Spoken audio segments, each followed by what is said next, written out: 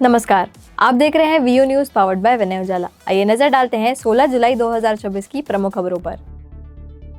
Hormuz में भारतीय नाविकों की तैनाती पर रोक, कुवैत और बहरीन में ड्रोन मिसाइल से ईरान का हमला। अमेरिकी मदद के बिना रूस का सामना करेगा यूरोप, 2 समझौते बढ़ा सकते हैं पुतिन की चिंता। बंगाल की खाड़ी में टकराए 2 जहाज, देखते ही देखते पानी में समा गए 500 से ज्यादा रोहिंग्या। यूएस की अर्थव्यवस्था सुधारेंगे भारतीय, रघुराम राजन समेत 3 को मिली बड़ी जिम्मेदारी। अमेरिका में भारतीय मूल के शख्स पर हमला, धर्म पूछकर चाकू से कई बार किया वार, हालात गंभीर। राम मंदिर दान विवाद पर यूबीटी का 18 जुलाई को प्रदर्शन, सांसद संजय राउत ने सीएम फडणवीस को दिया न्योता। जगन्नाथ रथ यात्रा का शुभारंभ, बारिश के बीच गर्भगृह से बाहर निकले भगवान जगन्नाथ। हैदराबाद में बच्चों को कलमा होमवर्क देने के मामले ने पकड़ा तूल, सड़क पर उतरे बीजेपी कार्यकर्ता। परिसीमन बिल का विरोध करेगी कांग्रेस, सोनिया गांधी के घर पर बैठक के बाद बड़ा ऐलान। ओडिशा सीएमओ से जांच रिपोर्ट गायब, पूर्व अधिकारी किए गए तलब। भारत जारी करेगा अब तक का सबसे बड़ा 28,000 करोड़ का परमाणु ईपीसी टेंडर। केरल में 15 लाख रुपए की एमडीएमए बरामद, ड्रग तस्कर गिरफ्तार। पश्चिम बंगाल में सड़क हादसा, ट्रक की टक्कर से 4 की मौत। सोनम वांगचुक के स्वास्थ्य पर दिल्ली हाईकोर्ट ने कहा, हर जिंदगी कीमती, दिए सख्त आदेश। दिल्ली में सिंधु बॉर्डर पर तेज रफ्तार कार ने हवलदार को कुचला, 2 आरोपी दबोचे, गाड़ी जब्त। भूजल संकट पर सख्ती की तैयारी, रेन वाटर हार्वेस्टिंग न करने पर लग सकता है जुर्माना। दंगों से एक दिन पहले ताहिर ने छुड़ाई थी जमा लाइसेंसी पिस्टल, आईबी अधिकारी हत्याकांड में खुलासा।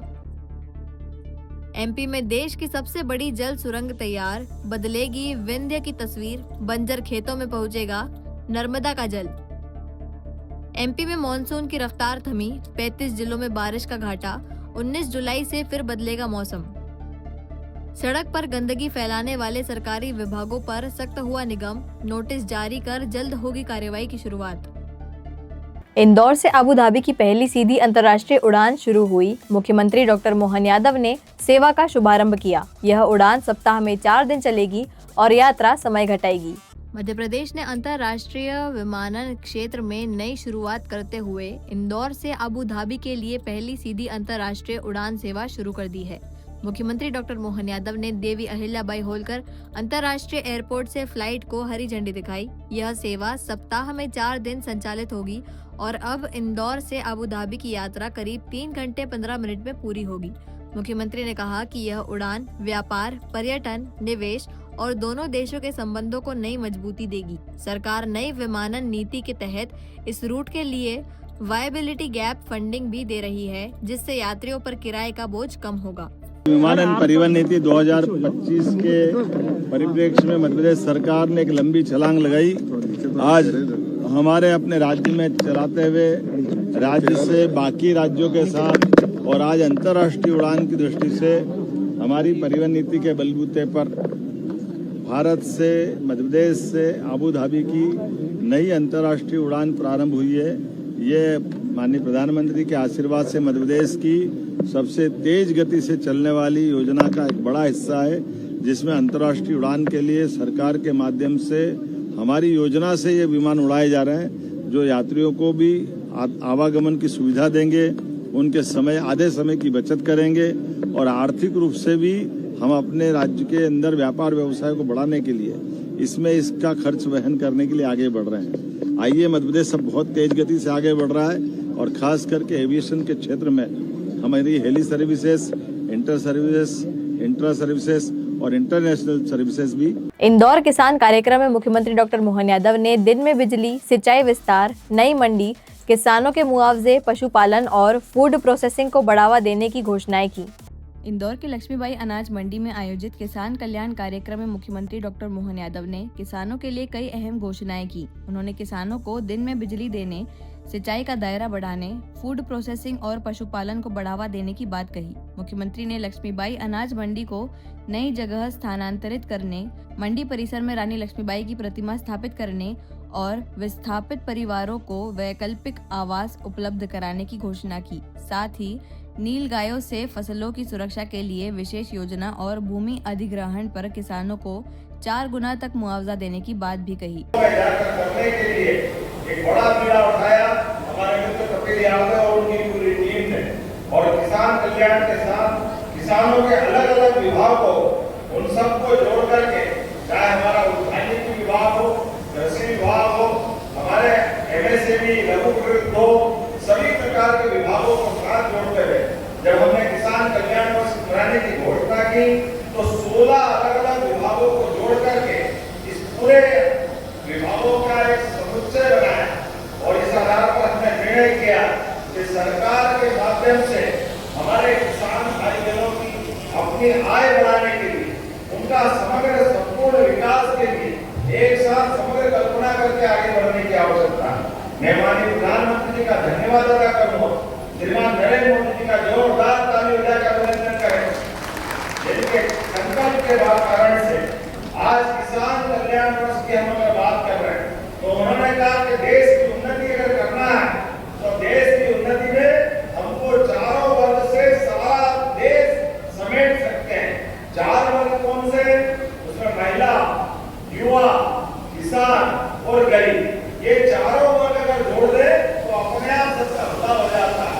और ऐसे में जब किसान वर्ग उसमें आता है, इसके बीते साल 2025 में हमारी सरकार के माध्यम से जब हमने अपने गरीब वर्ग के कल्याण के लिए, सभी वर्गों को आगे बढ़ने के लिए उद्योग और रोजगार वर्ष की घोषणा की थी, और आप सबको मालूम होगा पहली बार हमने अपने छोटे छोटे स्थान पर, संभाग केंद्र पर, जिला केंद्र पर, कई तो तहसील केंद्रों पर भी उद्योग और रोजगार वर्ष मना करके यहाँ रोजगार की जो बड़ी संभावना उस पर काम करना प्रारंभ किया, और उसी का परिणाम है हमारी अपनी सरकार के माध्यम से 10 लाख करोड़ से ज्यादा के रोजगार के कारखाने हमारे मध्य प्रदेश की धरती पे लग करके शुरू हो रहा है। जोरदार भोपाल में 18 लाख रुपए की ऑनलाइन ठगी मामले में पाकिस्तान से जुड़े साइबर नेटवर्क का कनेक्शन सामने आया है।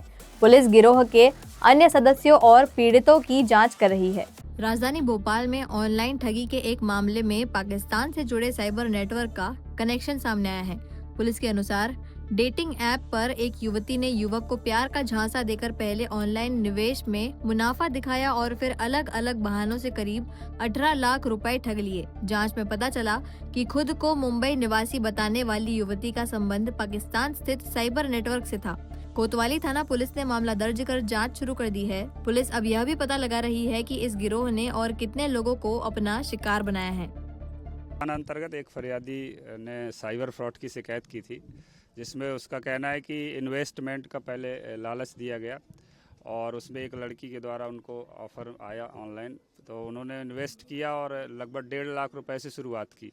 जब 1.5 लाख रुपए दिए तो अभी जिस दिन रिपोर्ट लिखाने आए तो मैंने देखे उसके वीडियोस भी, तो वीडियो कॉल में लड़की उसको बात कर रही है, बार बार प्रलोभन दे रही है।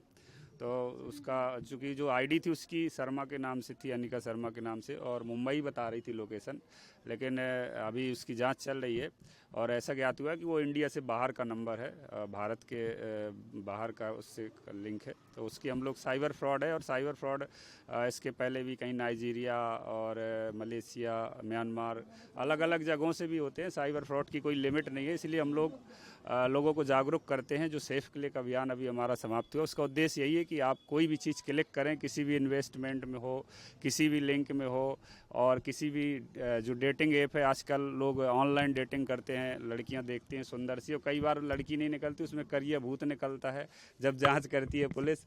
तो इसलिए सभी को जागरूक करते हैं कि इस तरह के ऑनलाइन इन्वेस्टमेंट पे रुचि ना लें।